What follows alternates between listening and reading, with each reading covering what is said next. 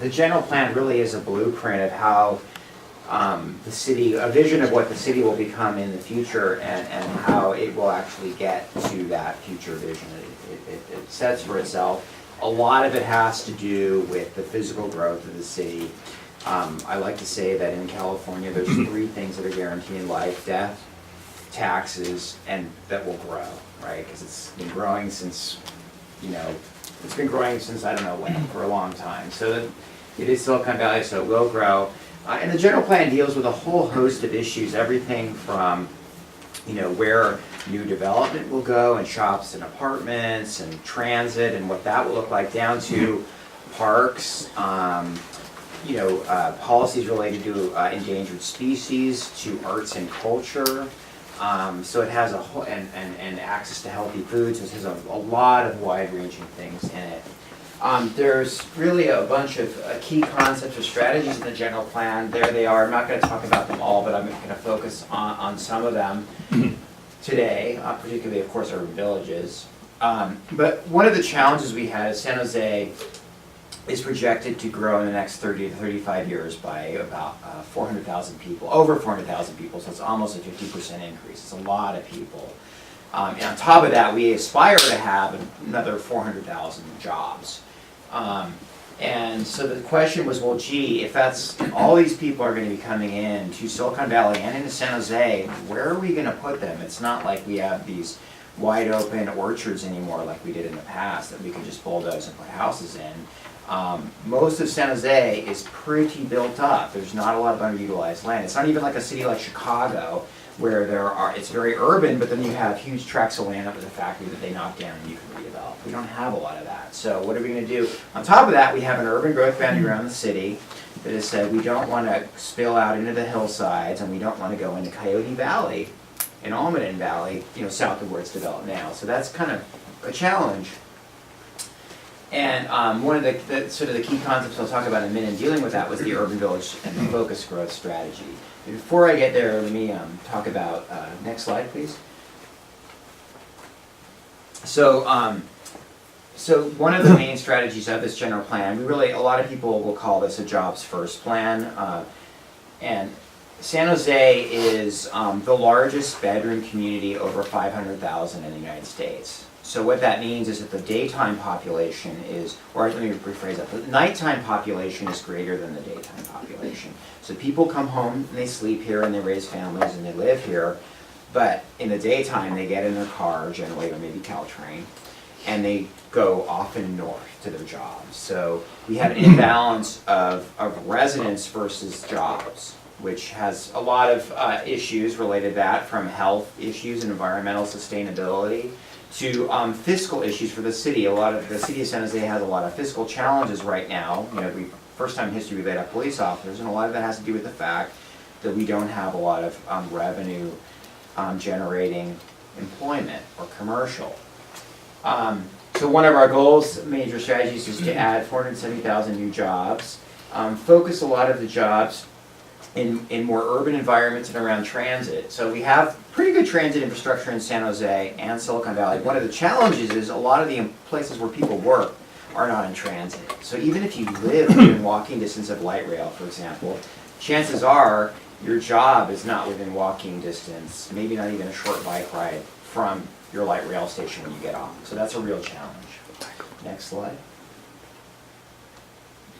The other really kind of big shift, evolution for this general plan is really talking about, or a goal of creating streets for people. As I think we all know, San Jose was largely built after the Second World War when the car was king. Everybody was really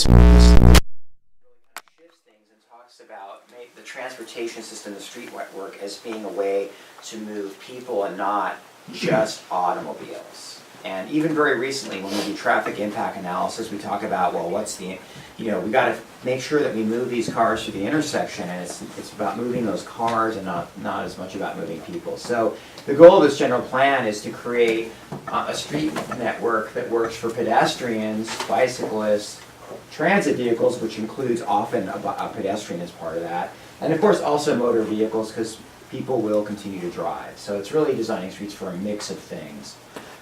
Some streets will be more car-oriented inevitably, that's just how things are, but other streets will be more bike and pedestrian-oriented. But the goal is that all streets can accommodate all the different modes, and that there are improved and more improved facilities for bicycles and pedestrians.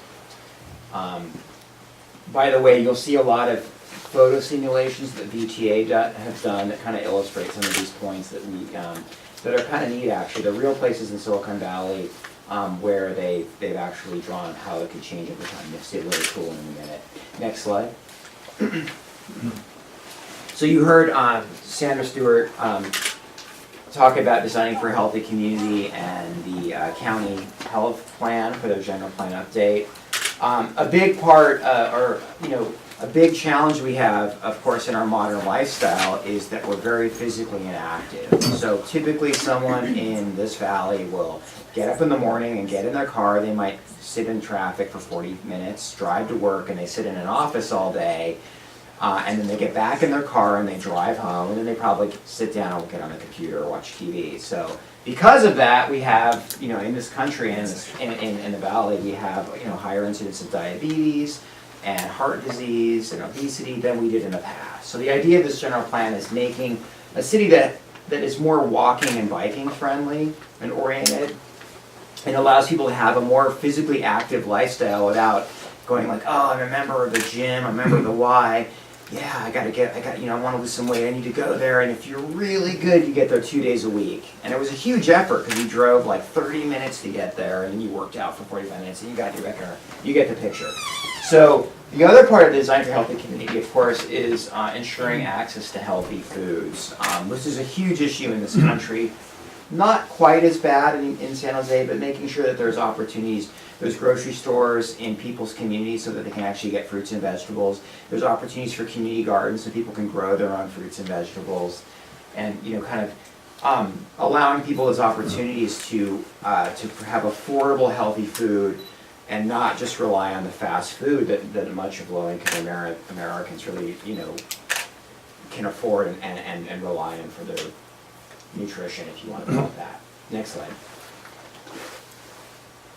So, City of Urban Villages. So this is another one of the kind of more unique strategies that have come out of the general plan. It's really new.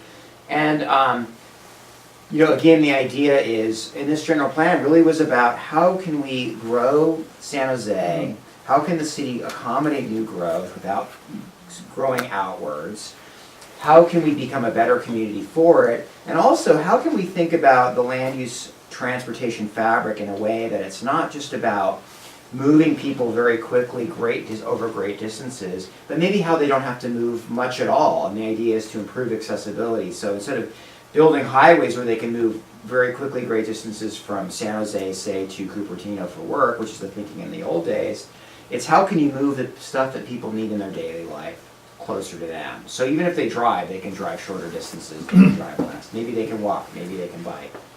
So again, so it's really a framework to plan for this new jobs and housing growth. And in thinking about moving things closer together, it's really also a way that the city can achieve another goal that it has, which is to reduce the amount we drive, technically called vehicle miles traveled, by 40% in the next 35 years. So that's the goal, is to reduce how much each one of us drives by 40%. And that's a way to address climate change. Huge, I can't remember the exact statistics, some of you might know this better than I do, but a significant portion of greenhouse gases, which leads to global climate change, is from driving automobiles, from motor vehicles. It's also really an economic development strategy. As we're learning more and more, there's kind of the younger generations are that many of whom are very creative and are starting new companies in San Francisco. A lot of them want a more interesting, walkable, often more urban environment, and aren't as interested in the more traditional suburban environments maybe that they grew up in or have been historically the typical neighborhood, over the last 60 years. So in creating these more interesting kind of mixed-use urban type places, we're actually attracting a workforce or retaining a workforce that really kind of thrives and desires that kind of environment. It's also, again, as I mentioned, a strategy to build more healthy communities, and it's a blueprint for development of great places. So San Jose, I always say I put myself in the limb. San Jose has great people, great communities, but we don't always have great places here. We have a lot of development, but not necessarily those places where it gives a strong identity, a positive identity to your neighborhood, where you meet your neighbors, and you really, when people come from out of town, you're really excited to show them this part of your community where, where people interact with each other. Next slide. So some of the urban village characteristics, there's a mix of land uses, so you could live, work, play all in the same neighborhood. There'd be a mix of different housing types, from higher end to affordable. There's a lot of single-family houses already now, but there'd be some higher density housing. Again, they're designed for walking, biking, and transit.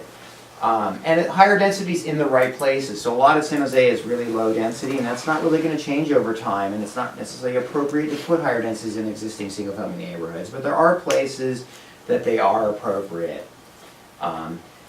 It's very important to integrate parks and plazas within these areas to provide open spaces, as part of that healthy city strategy and creating a really vibrant place with a lot of amenities.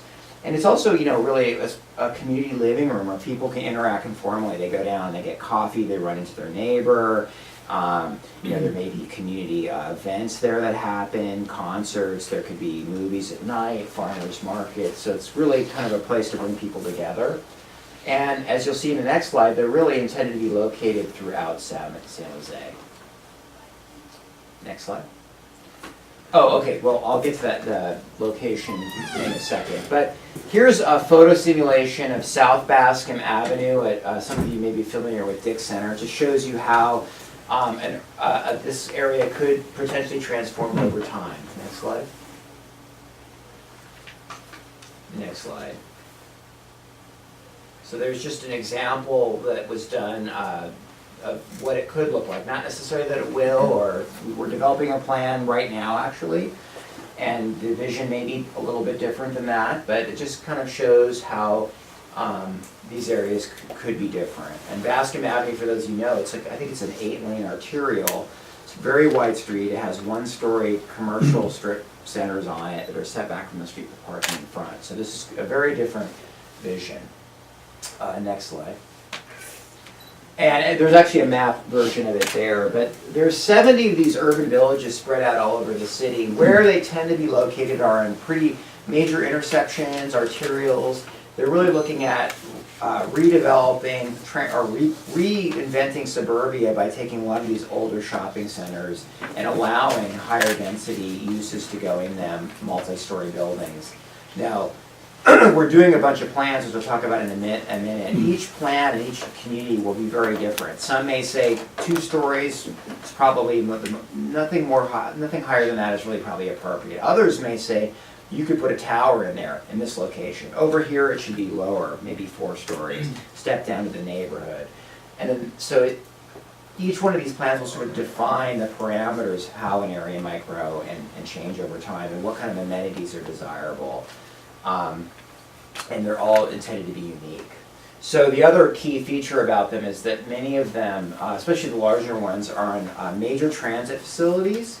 Either they're existing, like light rail, Caltrain, BART. Oh, I'm sorry, BART's not here yet, but or planned, like BART and bus rapid transit. So, and where we're doing our planning efforts right now really is in those kind of spines radiating out of downtown. So you have, it's easier to look at here, but you have, East Santa Clara, Alum Rock, you have the Alameda, West San Carlos, Stevens Creek, and then we're also looking at a plan, which I'll talk about in a minute, is South Bascom and Winchester. Okay, so next slide. So here's just some areas that we're planning in now. Davies from Five Points, Brookwood Terrace. There's 4 plans going on there. This is one of the main, this planning area is around a future BART station. Next slide. The Alameda right next to Diridon Station. We're doing a planning effort there right now. This is some photos of our first community workshop. Next slide. We're doing a plan for West San Carlos and South Bascom. More slides from the workshop. Next slide. And then we're doing 3 processes for Winchester, one for Winchester, one for Stevens Creek, and one for the sort of Valley Fair Santana Row area. We actually have a workshop on February 27th for Stevens Creek and March 11th for Valley Fair Santana Row. Next slide. And then we will be kicking one off this summer, fall, for East Santa Clara Street from where City Hall is downtown out to the old San Jose Medical property, which is now vacant. Next slide. And so, you know, I think just really quickly, because I know I've been talking a lot, in terms of implementation, where the city is seeing that implementation to be effective, keep in mind the cities don't build things, right? Developers build things. We just sort of facilitate, we guide. If it happens, we want to work with you, make sure that there's a plan with the community, the stakeholders that makes sense in terms of where the growth will happen. So really important is engaging the community, and that's part of the planning process, but it also we see it as part of the implementation process. When development comes in, the community engages with the city and the developer and making sure that development fits within their community. We also see implementation as partnering with developers and property owners, because again, we're not in the construction business. They are actually the ones who would be building stuff.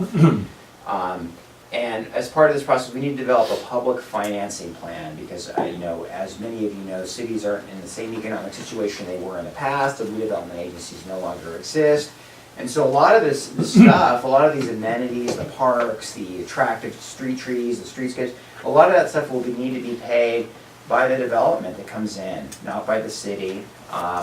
And you know, some of it may come from grants, thanks to Randy and MTC, you know, Transportation Rural Communities grants, but probably a lot of it is coming from the development. Also, developing a zoning framework is very important, so that it actually it allows the development to move forward in a way that's much more streamlined. And taking the capital improvement plans that we have in the city for roadway maintenance and sewer projects and making sure that we focus those in these growth areas and just spread them around the city where they don't have as much impact. So with that, I am going to turn over to John. I'm going to just kind of take a small slice of this big discussion of kind of the general plan and how cities create a vision of where they want to go. Because I work in transportation planning and I focus on bike and pedestrian planning, we know that planning cities has many issues. One of them is transportation, and so I'm just going to touch briefly on that. If you can't hear me, if I say something that doesn't make sense, just interrupt me and say, John, what do you mean? Or John, that doesn't make sense, and I'll try and answer. So I just like to throw a few fun slides in once in a while. I thought this is. Anybody see the pedicabs that are in downtown San Jose sometimes? Maybe you go to a Sharks game. This is the luxury version, right? You can have a big group of friends with you. So, next slide, please. So here's what I'm going to talk about briefly, and not in a lot of detail, because I just want to have a chance for you to talk amongst all of us and our other speakers to speak. So Michael talked a bit about the City of San Jose's general plan update, Vision 2040. I'll just touch on it briefly as it relates to bike and ped and transit a bit. I'll talk about the city's green vision. Anybody heard of San Jose's green vision? A little bit, so I'll talk about that briefly. The city's bike plan, set some goals, which is kind of what I focus on implementing, and then briefly throw out some ideas about issues and opportunities. This is a picture of some bicyclists on San Fernando Street, which I think it has something like 7 different bus lines on it. It's a major connection from the downtown transit center, Diridon Transit Center in San Jose, which has multiple heavy rail, commuter rail lines, light rail lines, bus service. And San Fernando connects into downtown San Jose where all the jobs are and the university is. So we have an existing bikeway there that's popular. It's going to be enhanced this year. So come and see us and check it out. So let's see. Check my notes. Let's go to the next slide, please.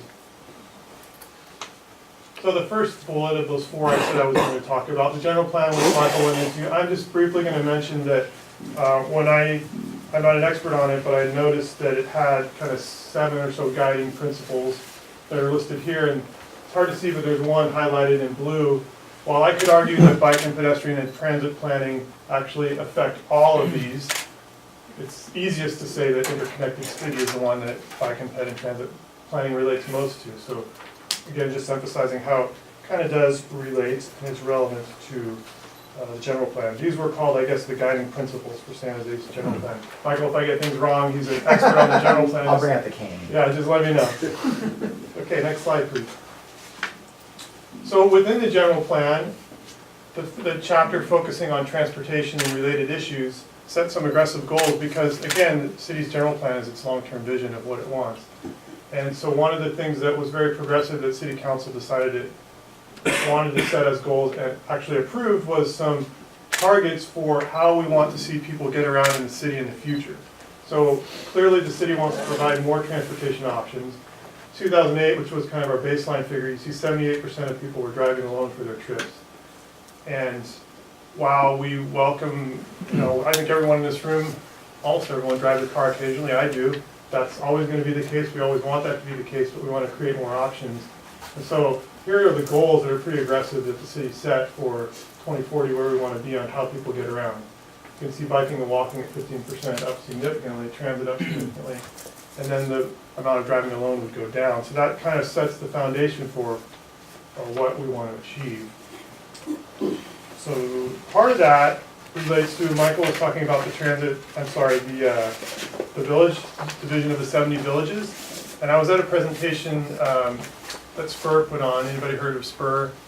Yeah, they have some great free presentations at San Jose State a couple days ago, and there were some planners talking about the city's village vision, 70 villages where we want to focus development and where these additional 400,000 people may be more likely to move, and we want to provide transit, bike, and walking options. And the planner said, I'm not really familiar with this, but when you look at the map, this map here, with those 70 villages, he said, it's odd that there's so much empty space between there. And I thought that's precisely the point. The city wants to focus transit in areas that are, focus development in areas that already have transit, or will have improved transit in the future, such as BART, rather than let it sprawl out further as it's done in the last 50 years. So one of the things to note, I'll talk about that in a minute. I'm going to skip a technical discussion of protected intersections, and if anybody wants to talk about that, you can talk to me after. So let's go to the next slide, please. Can I stop you just before you go to the next slide? What is that 6% other? So I'm not walking, I'm not riding, I'm not taking transit, I'm not driving alone. What am I doing? I think Your helicopter. I think that's a ubiquitous catch-all, because the way the census data works, which I believe is based on the census data? Yeah. Okay, yeah, Which that's has that a bunch ambiguous. Okay, a bunch of issues with it. all right, thank you. Jetpack. Yeah, I still don't have mine. Segway. So I touched briefly on that first kind of subject of the city's general plan and the part of it that talks about transportation and the goals. So now I'm talking about it, I want to talk briefly about a second document that the city has, which is its green vision, which it's had for, I think we're going into our 4th year now. So the green vision for the city, actually I wanted to read this because when I think of green vision, I think, oh, that must mean X, Y, and Z. But let me tell you what the green vision says. Overall, the green vision purpose statement is three things. 1, become the world center for clean technology. 2, promote sustainable practices. And 3, achieve economic growth, environmental stewardship, and fiscal responsibility. So that's what the green vision is about. And part of the reason I think that's relevant is because when I think green vision, I think, well, what about reducing carbon footprint? That's not really directly called out. So it's really about creating jobs and promoting sustainable practices, which is really vague. But to define those 3 goals of the green vision from the city, they identified 10 goals. And the one that relates to what I do is the bottom, the 10th one, trail miles. Basically it says the city wants to complete 100 miles of trails, and if you read the fine print, also 400 miles of on-street bikeways. So again, that's relevant to providing transportation options. So that's the importance of the green vision here for purposes of this discussion. Right now, out of that 100 miles of trails and 400 miles of on-street bikeways that we plan, 500 miles of plan. We have about 270 miles complete, which is about 55%. And we're doing, last year we did 10 miles of new bikeways. This coming year we'll probably do closer to 20 miles, so we're really making a lot of progress there. By the way, anybody have any sense of, in the Bay Area, what portion of our greenhouse gas emissions come from the transportation sector generally, moving stuff and people around? Yes. 38. 45.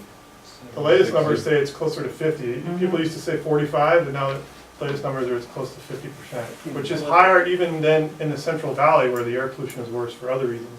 So we in the Bay Area, a big portion of our footprint is from transportation.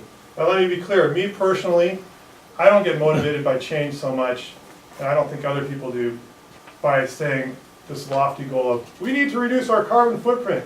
That doesn't really motivate me so much. What motivates me is, I want to live in a place that I like.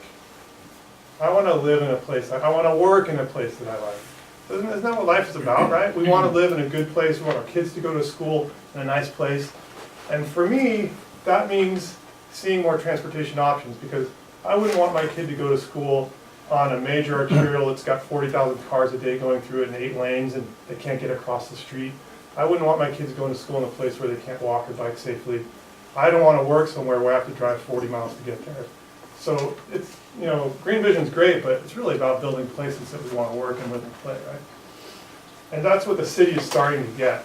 If you want to create jobs, you've got to build places where employers want to come. If you want to have a place that people love to live, you got to build livable communities. So let's go to the next slide. Wait, I need to do a time check. Okay, couple more minutes? Yeah. Great. Is it- So briefly, the bike plan sets these 5 goals: complete a 500-mile bikeway network. By 2020, get to 5% of trips by bike. Remember, the general plan had a longer horizon. It said get to 15% by 2040. Third goal is make things safer for bicycling. Fourth goal is provide more bike parking. The fifth goal is just an evaluation that's done by an outside agency organization about how bike-friendly the city is. We want to become more bike-friendly. Next slide, please. So this is too hard to see, but if you could look up closely, this defines the 500-mile bikeway network. Now again, 100 miles will be trails. We already have 54 miles of great trails. Everybody wants to ride on trails because you're away from traffic. Again, quality of life, enjoying it. Trails are fantastic. I fully support them. We have a great trail program manager in our parks department. His name's Eve Zudi. I do the on-street stuff because while trails are great, 99% of your destination is off the trail system. So if we just say, here's a trail for you, you can't get to and from anywhere. So that's the importance of the on-street network. Next slide, please. Real quick, some examples of some of the enhanced type of on-street bikeways that San Jose is starting to build. We're doing these enhanced facilities because of what I just stated. We asked people, why don't you bike? The 2 biggest reasons, who can guess why people don't bike? Safety. You got the first one, what's the second one? Parking. Well, it fits in, it's this, exactly, this ubiquitous, it's just not convenient. So the safety issue is about subjective perception. I feel safe, and objectively, you really are safer. So we're starting to do these enhanced facilities that actually are safer and make people feel safer. Next slide, please. So real quickly, I'll throw out a couple ideas to think about. That's the other 6%. There we go. I wondered what it looked like. Sometimes you feel like a hamster in a hamster cage, but if you can have a good environment to walk, it's not so bad. Thinking about, we heard the plenary session speakers talk a bit about aging population. Think about what that's going to create and what we want it to create. The public health crises they touched on, opportunities that presents. I'm partnering, I've got some grant funding from public health agencies because they see the connection between active transportation and health. Neighborhood monocultures, you know, we've got these large areas of single family houses, which there's nothing wrong with that, but they're so far away from everything. Is that really the type of community we want? Active transportation and trip linking. So again, one key point, and I'll sum up, is that biking alone, bike facilities alone aren't enough because our trips tend to be longer. Half of our trips tend to be more than 3 miles, and people don't usually want to bike more than 3 miles. So if biking is going to be a successful component of this, it has to link with transit for some trips. It has to link with transit because half of our trips are more than 3 miles. So we got to link the bikeways to transit. Okay, I'll end there. Thank you. Thank you. Well, Five Oaks Brookwood Terrace, in the old days when there was a redevelopment agency, maybe I'll stand. When there was a redevelopment agency, Five Oaks Brookwood Terrace was probably one of a handful of areas in San Jose. There were 19 redevelopment S&I areas, strong neighborhood initiative areas. And Five Oaks Brookwood Terrace was probably one of a handful of the more successful ones. And when I say success, it's that early on in 2000 or shortly thereafter, we held neighborhood meetings. We developed a neighborhood improvement plan for visioning how our neighborhood of about 5,000 households, about 26,000 residents, what the neighborhood wanted to be in the next 5 years, or what it wanted to have, or what it wanted to reach in 5 years. That was our 5-year plan, which all of S&I areas should have done and did to varying degrees of success. Now, after the first 5 years, you do another 5-year plan. Well, at that point, BART was becoming talked about increasingly. So we decided, well, we're going to have a BART station in our neighborhood. That was peripherally addressed in our first 5-year neighborhood improvement plan. But after the first 5 years, the stars kind of aligned, and we said, well, we saw the initial VTA plans for the BART station at behind Five Wounds Church, there at 101 and East Santa Clara Street. And it was really ugly. It was like a subway BART station, like you see in San Francisco, and 17 acres of parking on top. Just one big parking lot. And we're like, no, I don't think so. So what we did was, this was about 2005 or 6-ish probably, we said we want to plan that BART station. So we enlisted the services of the San Jose State Urban Planning Department. And that actually morphed in that time frame to become an entity called Communiversity. So Communiversity, the community, which was us, Five Wounds Brookwood Terrace NAC, the University, San Jose State, and the city being primarily District 3, Sam Ricardo's office, but the city mayor's office as well, and city agencies like planning. So us with the graduate students in the urban planning department, we held a series of community meetings, 7 or 8, from seniors all the way down to high school students in the high school, San Jose High in particular, and everyone in between. We held meetings in Spanish, in Portuguese, in English, seniors, teenagers, and everybody in between. And we came up with what we envisioned that BART station area, what that should become if, you know, we had our druthers, if we could build it.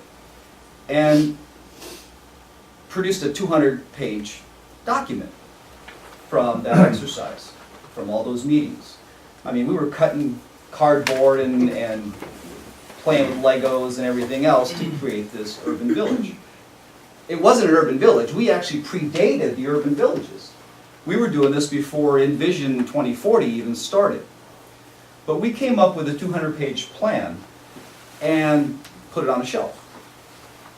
That's okay, because plans on a shelf are plans.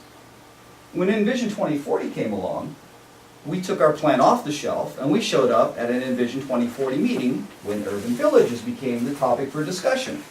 And we said, hey, we got this 200-page plan. Can we do something with it here? Can we get it incorporated into the general plan? And this was rather late in the game. This was like year 3 of Envision 2040, where they started talking about urban villages sincerely, or at least in depth. And of course, we did our homework, and as community leaders, you probably know you do your homework before you show up at a meeting with a 200-page plan. We had ringers, so to speak. We had people around that Envision 2040 table who had bought into our vision, into our plan, and the concept of incorporating our plan into the general plan. And they impressed upon city staff, who played a role, obviously, an integral role in the Vision 2040 process, that maybe they should talk to us. And they did. And this wasn't Michael. Michael came a little later. But long story short, Envision 2040 was extolling our virtues of our what essentially was an urban village plan. It was actually more than your typical urban village plan will be. In fact, God bless you. In fact, our 200-page plan will become 4 different urban village plans, because we not only addressed BART and the BART station, which is about 14 to 17 acres of potential development, we also addressed arterial streets, Allen Rock Avenue, East Santa Clara Street, and just a little south on another major arterial, South 24th near William Street. But what I'm trying to say is, planning is the key. And doing it sooner rather than later, doing it before you have to, is really key.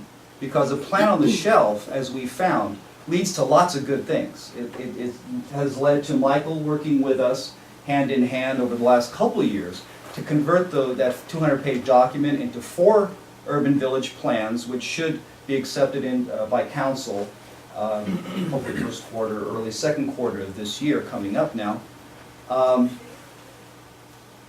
But besides that, it opened other opportunities.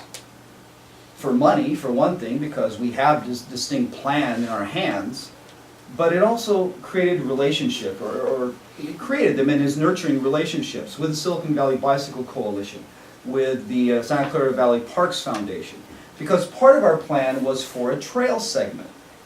That's in our plan, the Five Wounds Trail, which is essentially the old railroad spur which VTA bought to put BART along, except they don't need anything from essentially 101 south, all the way to William Street, which is about 1.5 miles. We want to build a trail there. That was in our plan from day one. Well, since we have the plan, we also got that integrated into the general plan. We got that created as, instead of a floating park, it is, what's the designation? Green space, or? It's some kind of public plaza, something, it's some kind of green space thing. A floating park was what it was going to be. But a floating park means, okay, a postage stamp somewhere along that 1.5 miles would become a park. Well, no, we wanted the whole thing to become a trail. So we have to do the legwork and the homework, but we had that in our plan, that we wanted that to be a trail. And it was very spelled out very clearly, the amenities along the trail, biking, walking, exercise stations, green space along it, maybe even some community gardens in some of the wider spots along the old railroad right-of-way.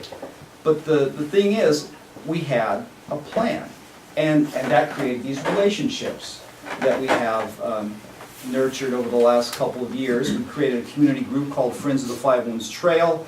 We've been encouraging the county to acquire that land from VTA and working with the city to actually get that trail built sooner rather than later. Not having to wait till BART becomes a reality, but getting that trail built, at least most of it built, before BART even gets here, which right now we don't know when it's going to get here, but we've got the plan. So what I'm trying to say is, planning is essential. It's better to plan before the developer shows up, because he's got his plans all drawn up and his idea of what he wants to do with a parcel of land. But if the community has already done their homework and has their plan ready and raring to go, and part of the general plan, or at least part of policy, then the developer has something that he has to work with the community, because it's a lot less work to start from your plan that you have as a community or a neighborhood than it is to start from square one around the table for the first time to discuss what a 5-acre or a 3-acre or whatever 2-acre parcel is going to be. So plan and take it seriously, reach out, get all your constituencies in your neighborhood involved, because it just makes it so much simpler later that you included everyone and everyone's ideas and everyone's vision. Then later, when they say, well, wait a minute, nobody called me. I mean, if they had talked to me, I would have suggested a particular group or neighborhood association or whatever in your area. Well, I would have said this or that. And then you've got contention. You've got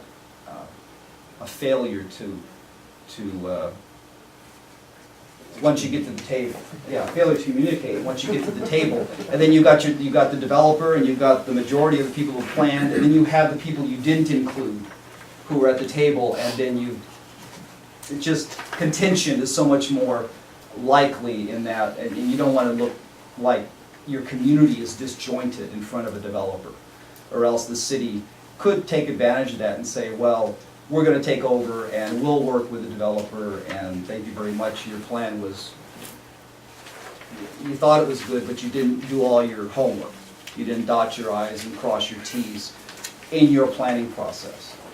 So I'll leave you with that, and we'll take some questions later. Thank you. So, as I mentioned, I'm in the Burbank Del Monte NAC and the Buena Vista Neighborhood Association. I forgot my laser pointer, so I can point with my pen, but it's probably just easier to come over here. So we are, whoa, that's not really up there, is it? We're coming apart. Let's see if I can reclip that. Okay. This is 280. There's downtown. I believe this is Bascom. We are right now here. The Burbank Del Monte NAC sort of planning area is basically everywhere west of around the train station, coming down, and then down around Valley Medical, South Bascom Avenue, parts of that, and then around in and around the City College area. So it's kind of this kind of triangular shaped blob. And I would submit to you, I'd add to what is it David or David? David. What David was saying about the plan.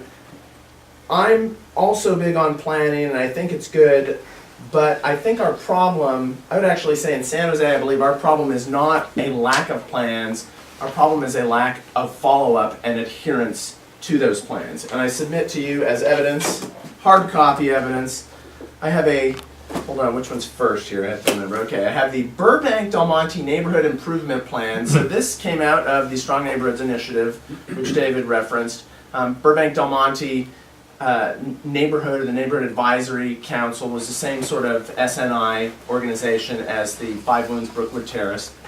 Also supported by city staff and redevelopment dollars when those existed. Once the city had said, okay, we've spent $1 billion downtown, now we'd actually like to share some of that with the neighborhoods and spread a few $1 million out and devote some staff to supporting the neighborhoods. Unfortunately, Burbank Del Monte NAC was the last of the 20 or so SNI areas to actually receive city staff help. So, but my predecessors, before I moved into the neighborhood, developed this bad boy, which includes amongst its goals, and they're A through I here, parks and open space, community facilities in the neighborhood, pedestrian-friendly neighborhoods, improved circulation, transportation, and parking, economic development, revitalizing housing, beautifying the neighborhood, encouraging maintenance and stewardship, improve program services and community organization, and letter J, I guess, at this point would be motherhood and apple pie, because it really feels like all those are in there. But I think the thing you have to consider as a community person is that you have this thing, there's a Midtown specific plan, which I don't have on me, there's an outshoot of that called the Burbank Del Monte Strong Neighborhoods Initiative Program Services Inventory and Facility Needs Assessment. So a committee actually went through and figured out and documented what was in the neighborhood to begin with. There's the West San Carlos Street Bascom Avenue Economic Development Strategy, and also now there's the Envision 2040. This is my personal copy of about half of the general plan. So I decided to spare the earth a little bit and not print the whole thing out. But I guess where I'm concerned, as a community member, I think is always trying to provide the voice of the neighborhood, of people, try to speak the language, because I think a lot of what we do, everybody here, and I don't mean this in an offensive way, but I applaud you all for coming, but we're all in one way or another either transportation or planning nerds, right? The fact that we're out here for half a Saturday talking about this is different than 99% of the population. So you have to ask yourself, what would my dad think? What would my neighbor think? What would somebody who just lives there think? And I always try to stick to quality of life basics in these discussions with what Mayor Reed said back when he was a candidate for mayor in 2006. He said, at the time, he was being criticized about not having a grand enough vision for San Jose. Remember, he was the one guy that voted against our $1 billion city hall. who's the one guy that voted against it because he said it was a waste of money. And he said when he was running for mayor, it's okay to have a vision of San Jose as a city that's a great place to live, work, and raise a family. This doesn't have to be the arts and entertainment capital of the world. It doesn't have to be the place, and these aren't his words, but it doesn't have to be the place where all the hipsters and urban planners dream of. Looks like another version of Portland. So I always think, what are the quality of life basics? How do we hold the city accountable? And what I've kind of come to the conclusion in the last 2 or 3 years working in this neighborhood, I moved here about 3.5 years ago, and before that, I grew up in San Jose, and I was involved in the VTA planning of the light rail line that ends in Alum Rock. That's literally my old neighborhood, right there, about 500 feet from where the end of the train line is. I helped, go to community sessions and give feedback and all that. And so I think we as community leaders, the challenge for us is always to hold the city accountable, to come back to the plan, to make sure that any new versions of the plan are actually reflecting concerns that we had in original versions, and then just keep driving toward those things.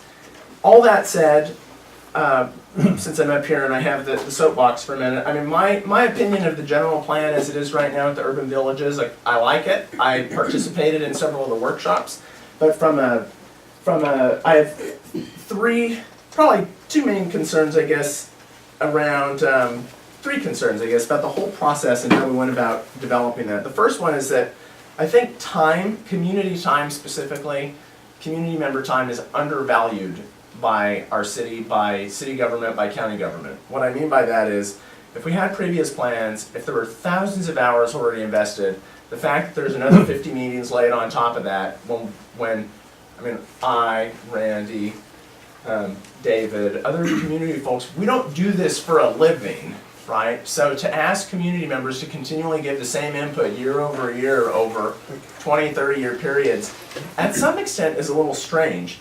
Secondly, I like the urban village plan, but as we've approached it, I think in the neighborhood here over the last 6 months or so, we've had various workshops and so forth, and they've been pretty good. They've been interesting workshops, but we're planning this expanse of West San Carlos Street and South Bascom Avenue kind of in one compartment.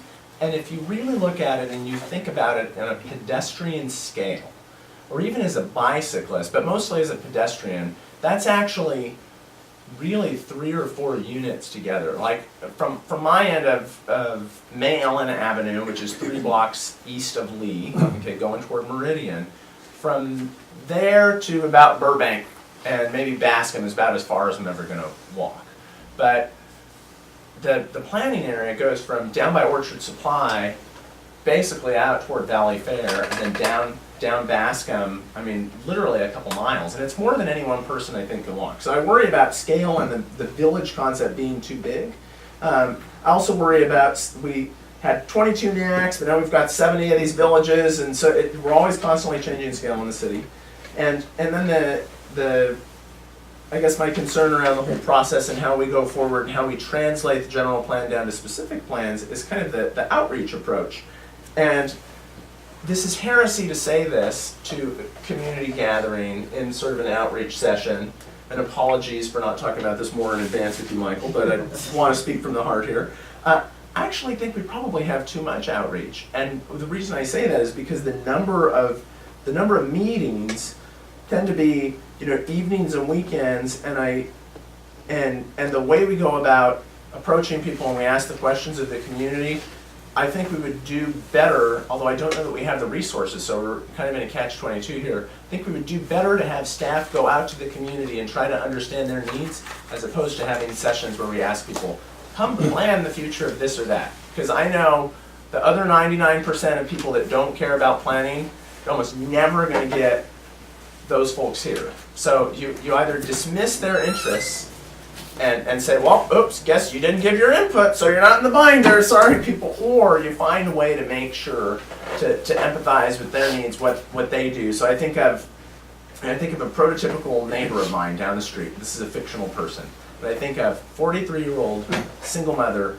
works as a custodian in high-tech buildings, but she doesn't personally work in high-tech. Maybe she has a high school education. So we think about transit, land use, and planning. Well, we might design all our systems around getting her to work the 9 to 5 because we treat it like she's an information worker of the 21st century. The reality is she gets in her 15-year-old Honda or Nissan and goes to work at 2 o'clock in the afternoon and comes back at 10 o'clock in the evening. It is almost always going to be more efficient for her to have that car, drive to work in 12 minutes out of North First, because she's doing it at a counter commute time, than it is to design a whole bus rapid transit and that sort of thing. So we have to think about ways that to get us out of the box of everybody traveling at peak travel and try to plan the city for everybody, not just for the folks that show up to transit meetings.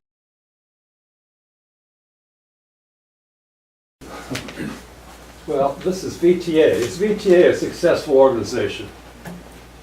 Or is it the most unsuccessful in the United States? Of course it is.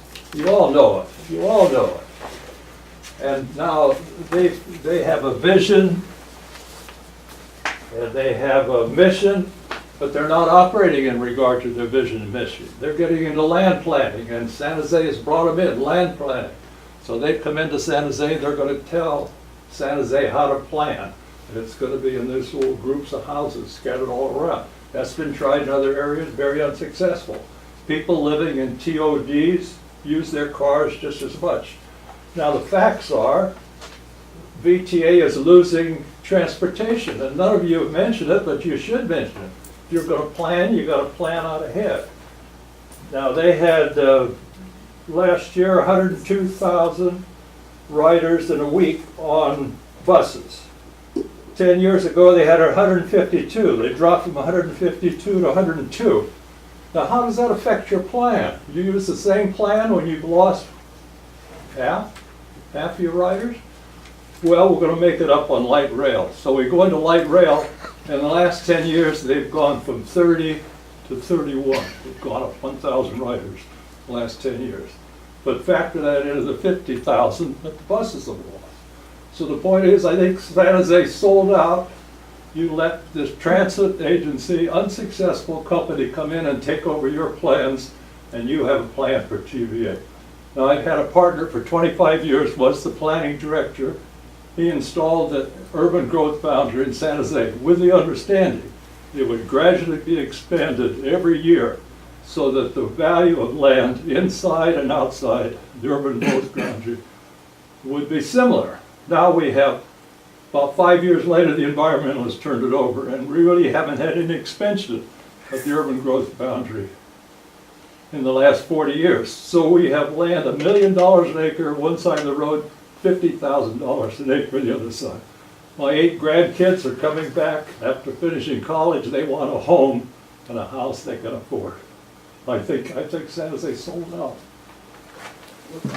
Can I direct, or answer at least one part of that? Sure. Briefly? As I said, BTA in our area had planned for a 17-acre parking lot on top of the subway BART station. And granted, it wasn't easy for us as a community, but we did it as a community actually, apart from the city. We as a community impressed upon BTA at meeting after meeting after meeting our vision of what we wanted on top of that subway station. And they finally got it, that it was actually in their best interest because, as you said, they are a business, so they have at least a modicum of business sense that land on top of which they're building a subway station is worth something to somebody. And they bought into our community vision. And then, obviously, the city bought into our vision as well. So I would at least disagree from my personal experience at the future BART station behind Five Winds Church that VTA cannot be brought around. So that Okay, just- thank you. Wait, excuse me, We need there's to, a lot of we need to people in get the to some room, other so, people too. go ahead. So, I came from Asian country. I grew up in New York City, travel around Asia and Europe. So I think that the vision and whatnot makes a lot of sense, as a parent with a young kid and whatnot. So how do we make it happen with all the visions that's happening? And the other question is that what happens when you're in a neighborhood that you don't have a city council member that is listening to the people? Ooh. I don't know. So it's like two kinds of questions, yeah, so I think that a lot of you have like some really interesting perspective. And if you don't mind, I'd like to add on to that question. How do you see, because there's been some valid points. We have one end of the spectrum where the neighborhood really organized. We have another end of the spectrum where the neighborhood has organized and hasn't seen what they consider implementation. So how do you keep the community engaged and feeling like their time is being spent in a worthwhile manner and that they can see results? We'll start here and work our way Okay. down. So I would submit, it's all about articulating what your goals are, not biting off more than you can chew, and kind of just trying to move the ball. So I'll give you an example, because we were asked also as community folks to think about, victories and things that we've had that have gone well around here. First of all, just as a background for me, I grew up in San Jose, but when I was in college, I traveled internationally. I lived in Berlin, I lived in Mexico for a time. And Berlin, Germany, a classmate said, must be the city of little old ladies. Because if you go there at like 9 a.m., it's just swarming with all these folks who are like 70, 75 years old. And so they have this huge demographic of people that need to take transit and get around town and do that kind of thing. And I feel like in San Jose we don't appreciate that distinction. But as far as or that demographic change that we're going to have in coming years, but as far as moving something to make it happen, we have in our neighborhood a project very near and dear to me called Buena Vista Park. It is literally 6,570 square feet. So it's basically a sixth of an acre. There was a house there a long time ago, and in one of these books, in here, there was a vision of getting a park to happen at that spot. So they got, the neighborhood leaders that were there at the time got the city to buy that piece of property, develop it into what they called a tot lot, and they built a park. So the park opened, and then a few years later, there was a house behind that. There were actually two lots behind that, and somebody had bought both of them, and they wanted to put in all this dense housing. But the neighborhood had already said, well, that's not our vision for it. We have our vision over here. So they referred back to this. They got the city to buy one of the lots that was next to it. And right now, that lot is still vacant, but the city has already contracted and gone out to bid to expand the existing park into that. And that's not without 3 years of pulling teeth from me and other neighborhood folks. So what happened a few years ago is the city hit on hard times. They ran out of maintenance dollars. So then they came to the neighborhood and said, we have a plan to expand your park. We're going to give you AstroTurf. Then the neighborhood said, we don't want AstroTurf, that's gross, we can't breathe if we have. That's what happened to our neighborhood. Yeah, so the neighbor said, the city said, well, we're broke, we don't have any solution. So then we went back and forth in this thing with the city. So we hooked up with the San Jose Parks Foundation, and we started pouring money into that fund, because the city said we're broke, and we wanted to say, well, you know what, let's not be broke, let's pass the hat and raise some money. That way, when you're telling me this park costs this much, we'll just give you the money to support the park, right? And this is a poor neighborhood, mind you. So a bunch of us put some money into this fund at the Parks Foundation, and we managed to move this out now and work with the city to get this thing built. So now we've finally gone out to bid, and the Neighborhood Association has essentially adopted the park, and our councilman, who in a lot of ways, Mr. Oliverio, can be somewhat intransigent, but he, working with Sam Liccardo, actually changed the Adopt a Park policy. So for instance, Adopt a Park volunteers can now use power equipment in parks. Did you know before it was like against the city policy for anybody to operate a weed whacker? So how can you adopt your park without that? So there's all these changes that have to happen, and you just have to have kind of that goal in mind and step through all the little pieces to get there. Yeah, but the problem is that in our neighborhoods, the recent incident is that we had a little pot, John Rice Pot in District 1. Sure. Basically, everyone spoke, no one support turning that neighborhood park into artificial turf sports, which will benefit the private school across the street. That's the only organization that will be benefits. So despite hundreds of people spoke up at public hearing and whatnot, after like 5 different community hearings and whatnot, the city and the council member decided to move forward and spend millions of dollars to turn a neighborhood park into an artificial sports field. And that's basically, it's costing city millions of dollars. So I understand where you're coming from, but here we are in a district that the council member basically doesn't give a crap about the people. So how do you move the agenda forward when you have that type of political structure in place? And, you know, The it's. mini mayor system where they basically get their way, yeah. So maybe staff can answer how you deal with the dynamics of, people go to planning sessions, they do all of this stuff, and then we bump up against the political will or non-will of that Right, particular. and the So- planning staff are actually on the people's side, So right? how Which do is we, great. how do we actually how move do you our do visions that? forward? Yeah, Well, yeah, I mean, I think, new members. Yeah, we need yours. yeah. 12. Yeah, I think, well, I mean, 10 and a half as are someone on the already. inside of the monster, I guess, you know, I think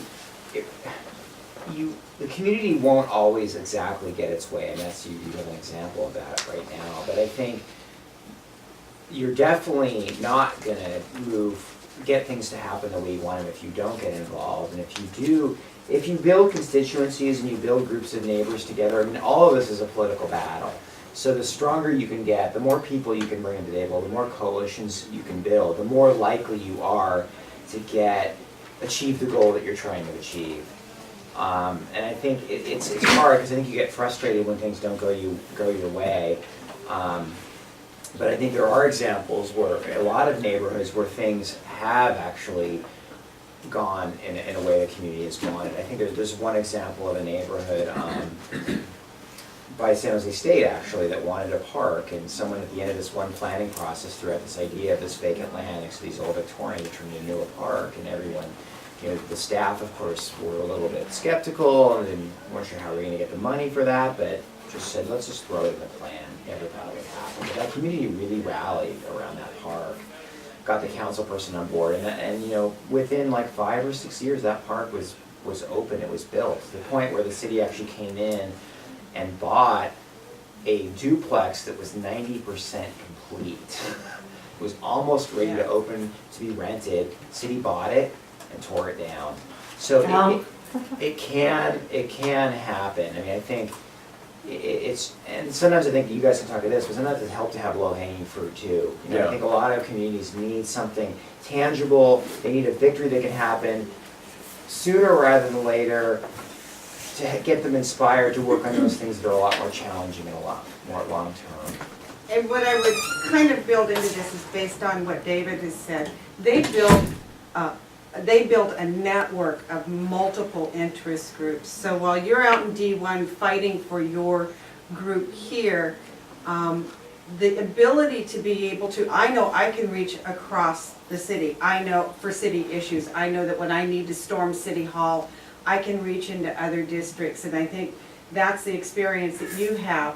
But unfortunately, it wasn't the experience that you had. We didn't have the infrastructure. You didn't have the Yeah. infrastructure, so that goes back to the get things together. We've got time for just a couple more questions, so. So I have one quick question for the bike plan.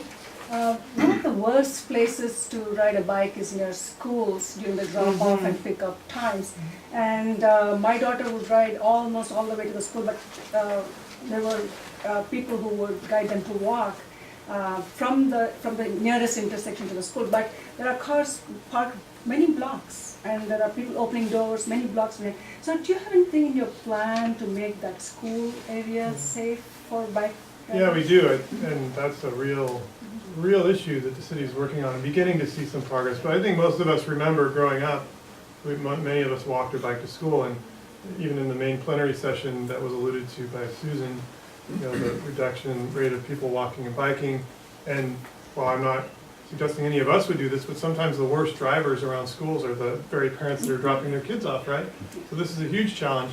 It's exacerbated by the constrained state budget in the education system, which has resulted in, what's the word I'm trying to think of, consolidation of school sites.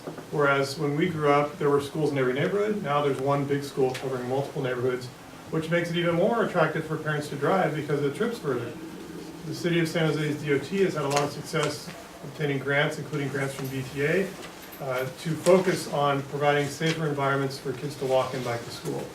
We reached 30 some odd schools last year and thousands of kids. We expanded the program this year We're now reaching 45 schools, and I can give you my card, and we can talk offline. I can connect you with our staff person that works on that to see if there are opportunities at your child's school. Can you arrange for carpooling to these schools? They all go at the same time, they all go to the same, from the same area? Well, there's a lot of kind of informal networks of people doing that, and it may be a good idea to formalize those networks, because Have the sometimes. school encourage it, support it? Yeah, I think that's a great idea, and one of the hurdles we're beginning to overcome is that schools are not run by the city government. They're independent government entities, so when we as a city DOT go say we're here to help, half the time they say, yeah, great. Part of the time they say, we're too busy just trying to meet the education requirements, we don't have time to do that. So that's a challenge too, but I think that that can really help getting parents to communicate with each other, because they may have the same goals but not be communicating to some of those. Well, I think the parent groups, PTAs, they can really get active and try to do things to address that issue. I mean, I know some schools have the walking school bus where someone leads the kids and they stop and a kid comes out and it's a bunch of kids walking to school like it's a little school bus. I was Our program thinking does more those. in terms of any kind of zoning kind of law that you can do top down. Because I think the PTAs have tried it before, I know in our school, but that's why we have the crossing guard very next to the school. Yeah. But I have this problem that there are a couple of blocks surrounding the school. Yeah. It's- One of the things we're it's trying in pretty San Jose, which San Francisco's been the leader on, is reduce speed limits in school areas. So we're piloting that because San Francisco basically said, let's just do it everywhere. And a council member in San Jose said, well, why don't we try it? And I think San Jose's approach is more thoughtful, which is, let's pilot it at 5 schools and see if it actually helps. And so we're doing that now, and if it does help, we can expand it to There's a other problem with schools. that though, John. The city won't pay for the signs, Well, not in all 200 schools, I No. mean. but not that's- even for these first ones, will they? Well, we pay for some signs and Did you? traffic calming, yeah. And this- what we're talking about is a 15-mile-an-hour speed limit around schools. Just for 5 pilot schools. Exactly. Yes. And then also police enforcement is an issue there. So just one final question to that is, does the city have a comprehensive, we want to have safe routes to schools programs connected with all of our schools? Or are we doing it by I have this group that's making a lot of noise, or this council member that's really interested No, basis? we have proactively reached out to all 200 K through 8, K through 9 schools, actually K through 12, and said, we have this program, who's interested?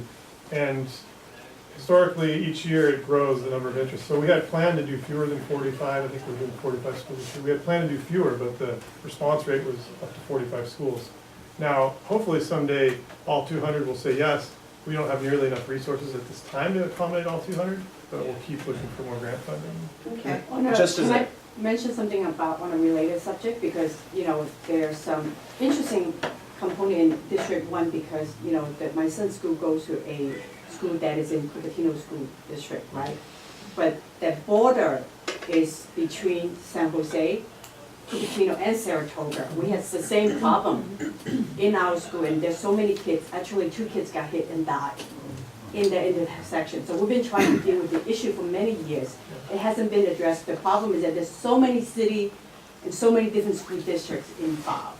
So are you doing anything that's sort of like in city of San Jose, but then at the same time, you're talking to other cities to address the zoning Sure. issue? Sure, and one of the guest speakers in the plenary is Susan. She heads a countywide Traffic Safe Communities Network, and one of their 3 focus areas is school safety for kids, and we participate actively with that. So at the county level, there are opportunities to kind of talk across jurisdictional lines. So that's a great forum, and I can connect you with our safe routes person if that's of interest. So we're late getting out of here. I want to thank everybody, and please take advantage of the time that you have coming in between this and the next session to chat with the people that you've met or to make new friends, because you'll find that your interests are shared by a lot of people here today. So thank you, and thank you everybody for coming.